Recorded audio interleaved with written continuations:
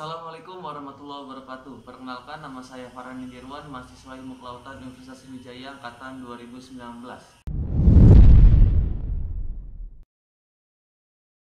Jadi pada praktikum hidrodinamika kali ini kita membahas tentang densitas. Nah, apa itu densitas? Densitas adalah suatu kerapatan benda dalam 1 kg air. Jadi ada beberapa hal yang harus kita ketahui tentang densitas itu sendiri, seperti contohnya itu faktor-faktor yang mempengaruhi dari densitas. Jadi faktor yang dipengaruhi oleh densitas itu ada 3, yaitu yang pertama suhu, yang kedua salinitas, dan yang ketiga adalah tekanan atau kedalaman. Nah, tapi sekarang pada praktikum kali ini kita mengabaikan tekanan yang terjadi karena kita membuat suatu modelnya itu dalam skala rumah atau skala lab juga.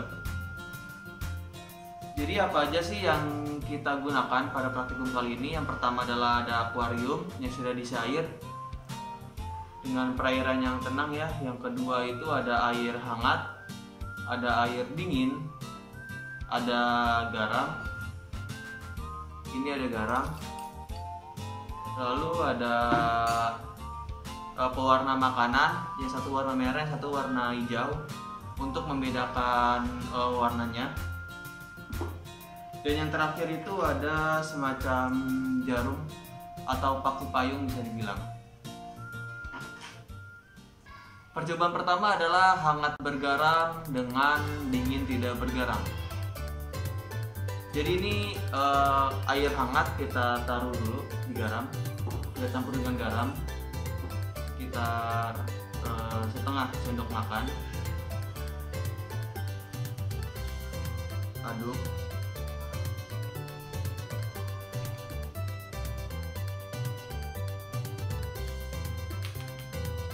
Setelah larut, kita diamkan dulu. Lalu ini ada air dingin tidak bergaram. Kita tusuk di bagian bawahnya. Begitupun dengan air hangat bergaram, kita bolongi, tapi dengan ketinggian yang sama. Langkah selanjutnya adalah kita mencampurkan pewarna makanan. Jadi air dingin saya campurkan dengan warna merah dan air hangat dengan warna hijau.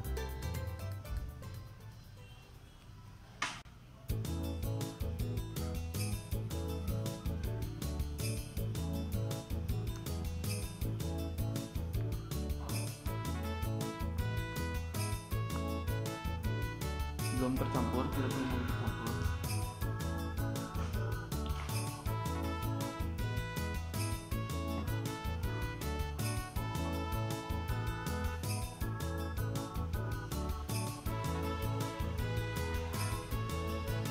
Lalu ini air hangat kita campurkan dengan warna hijau.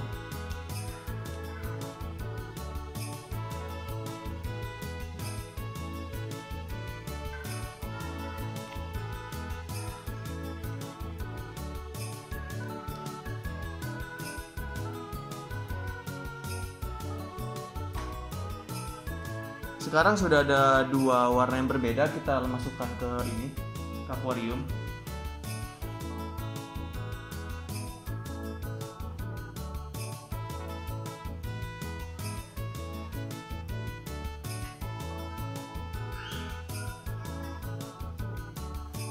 Nah, jika sudah seperti ini kita cabut secara bersamaan.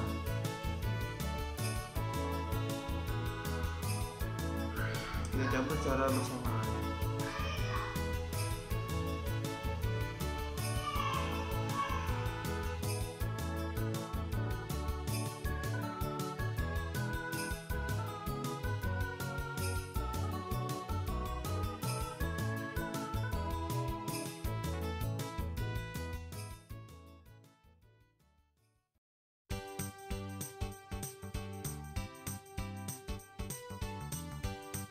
Pada percobaan pertama ini terlihat jelas bahwa hangat bergaram itu menyebar lebih luas dibandingkan dengan dingin yang tidak bergaram. Kenapa hangat bergaram itu bisa menyebar lebih luas dibandingkan dingin yang tidak bergaram?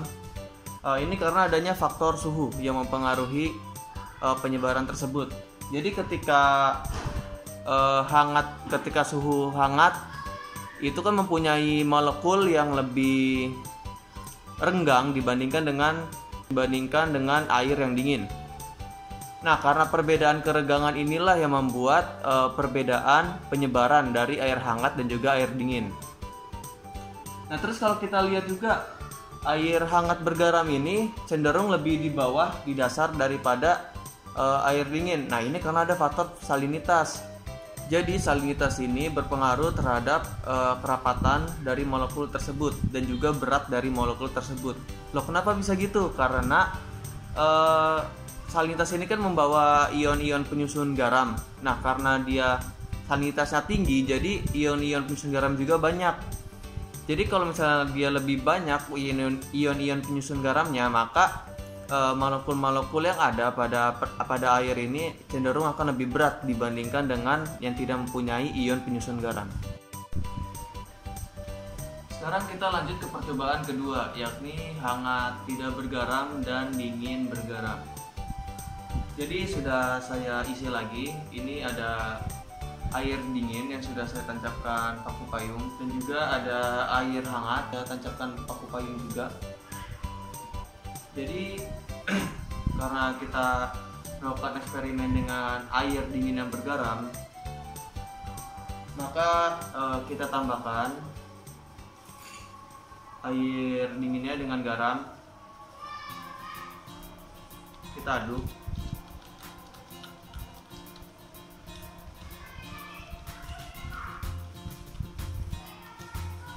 Sudah. Lalu ada hangat yang tidak bergaram. Langkah selanjutnya adalah mencampurkan pewarna untuk masing-masing dari tempat tersebut.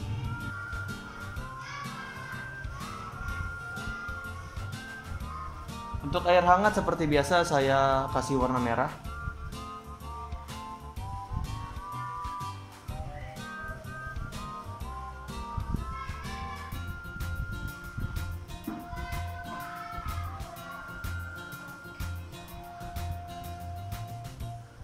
Untuk air dingin saya kasih warna hijau. Oke, cukup.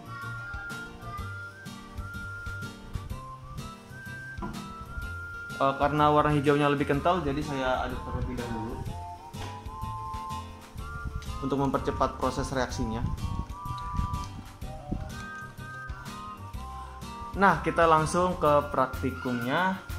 Percobaan kedua, kita taruh dulu seperti biasa,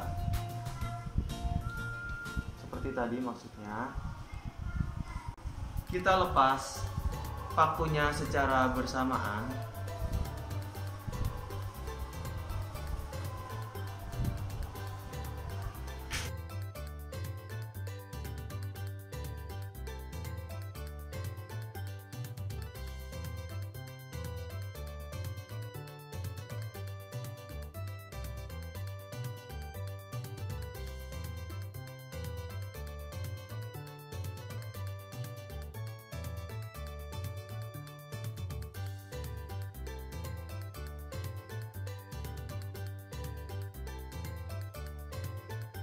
Percobaan kedua ini yaitu hangat yang tidak bergaram dengan dingin yang bergaram. Itu kita bisa lihat kalau misalnya hangat bergaram itu dia menyebar dengan luas. Maksudnya hangat tidak bergaram itu dia menyebar dengan luas dan juga di permukaan atas dari perairan. Sedangkan pada dingin yang bergaram dia menyebarnya tidak terlalu luas dan juga ada di bawah perairan. Nah, kenapa bisa seperti ini? Ini ada dua faktor lagi yang mempengaruhi dari penyebaran air ini. Yang pertama itu adalah suhu. Suhu ini mempengaruhi tentang berapa jauh penyebaran itu berlangsung. Jadi kalau semakin hangat maka penyebarannya akan semakin luas. Karena tadi sudah saya jelaskan tentang perbedaan kerapatan molekul yang tentang air hangat dan juga air dingin. Yang kedua ada salinitas. Nah, salinitas ini menggambarkan dia menyebarnya kemana secara vertikal ya. Secara vertikal dia menyebarnya kemana. apakah dia ke atas atau ke bawah. Karena air yang mempunyai salinitas lebih tinggi justru akan menyebar ke bawah secara vertikalnya, akan menyebar ke bawah. Kenapa? Karena ion penyusun garam. Ion penyusun garamnya itu tuh banyak. Jadi karena banyak, jadi dia terasa lebih berat, makanya dia jatuh ke bawah. Nah, kalau yang tidak mempunyai garam atau salinitas yang rendah, maka dia akan menyebar ke atas karena dia lebih ringan dibandingkan dengan yang punya salinitas tinggi karena penyusun garamnya juga sedikit. Nah, dari sini kita dapat kesimpulan bahwa yang paling cepat menyebar itu adalah air dengan suhu lebih tinggi. Itu secara horizontal, akan tetapi jika kita lihat secara vertikal, air yang paling cepat menyebar secara vertikal adalah air dengan salinitas yang tinggi juga. Nah, kita bisa melihat ini adanya pengaruh dari faktor-faktor yang mempengaruhi densitas itu sendiri. Yang pertama adalah suhu, yang kedua adalah salinitas, dan yang ketiga adalah tekanan. Akan tetapi di sini kita mengabaikan tekanan tersebut karena kita buat dalam skala rumah atau skala lab. Jadi ada densitas ini akan membantu siklus hidrologi untuk bergerak lebih cepat atau menguap lebih cepat pada saat evaporasi. Nah, tadi itu salah satu contoh dari pengaplikasian dari densitas itu sendiri. Lalu kalau kita membahas tentang anomali dari air atau pengecualian dari air, itu air ini kan seharusnya itu tuh mencair apabila dipanaskan. Nah, ini berbeda apabila air yang sudah jadi padat atau es batu itu tuh kalau kita panasin dari suhu 0 derajat ke 4 derajat Celcius, itu justru akan menyusut. Nah, itu volumenya akan menyusut, densitasnya akan mengecil, jadi dia akan merapat, justru seperti itu. Nah, itu disebut dengan anomali air. Sebaliknya, jika kita turunkan dari suhu 4 derajat Celcius ke 0 derajat Celcius, justru air itu akan mengalami penguaian atau volumenya membesar dan densitasnya juga akan mengecil. Kayak gitu, makanya kalau kita lihat di kutub utara itu es mengambang, itu gara-gara adanya sifat anomali air ini yang tadi sudah saya jelaskan. Nah, kalau misalnya kita lihat itu dalam pengaplikasiannya itu tuh tentang kita bikin es krim itu tuh kan pakai garam tuh. Nah, kalau pakai garam itu tuh ada dua hal sebenarnya yang mempengaruhi. Yang pertama sifat anomali air tadi, yang kedua itu tentang ikatan ionik dari garam itu sendiri.